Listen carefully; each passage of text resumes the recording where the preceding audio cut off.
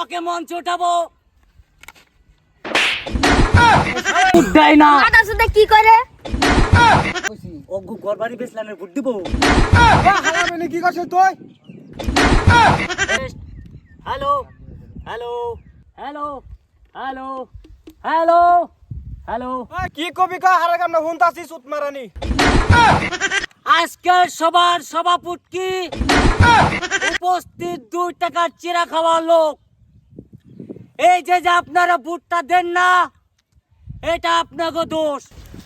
এই যে আপনারা 2 টাকার চিরা খেয়ে খেয়ে বাসায় যায় যে পাদেন, পাদের গন্ধে আপনাদের বউরা ভোট দেয় না। মাদার সাথে কি করে ইতিমধ্যে আপনাদের জনপ্রিয় কিপটা নেতা আমাদের এখানে উপস্থিত হয়েছে। আর অল্প পরে আমি ওকে মঞ্চ উঠাবো। রাজনীতি করবে আইছে না মারপিট করবে আইছে? মাগো মার। আজকের মঞ্চে আপনাদের কিপটা নেতা আমি উপস্থিত। তাই যে দেখা গেছে আগামী যেটা নির্বাচন, এই নির্বাচনে আপনারা সবাই ভোটটা দিবেন। আর আপনাকে সবাই আমি একটা একটা করে গান মারবো। তো টেনশন করবা লাগা কিচ্ছু নাই। আপনাকে ঘর বাড়ি যা কিছু আছে সব বেঁচে হলো আমি ইলেকশন খেলাবো। নাকি রে? সারিনানি কি কই? কি কইছি? ওগু গরবারি বেসলানের ভোট দিব। হারাবেনি কি করছিস তুই? তোর সিরা দাস নাই? সারানো তো পয়সা পাতি কুছি দিছিলেন না। হ্যাঁ। যে কোটা আমার পকেট আছে ওই কোটাতে কিনছিলাম, কিনার পরে 2টা কম পড়ছে, সেই 2টা বনুতি। তো যাই হোক, আপনি যদি চিরার টুকলা পান নাই আপনাকে দেয়া হবে, এমনকি ডাবল।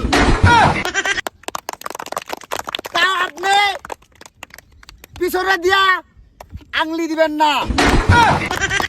এই যে যখন আপনাদের বৌদিরা চাকরি পাবে তখন কিন্তু আপনাদের ঘরে কারো বউ থাকবে না, সব বউ আমাদের হোস্টেলে থাকবে।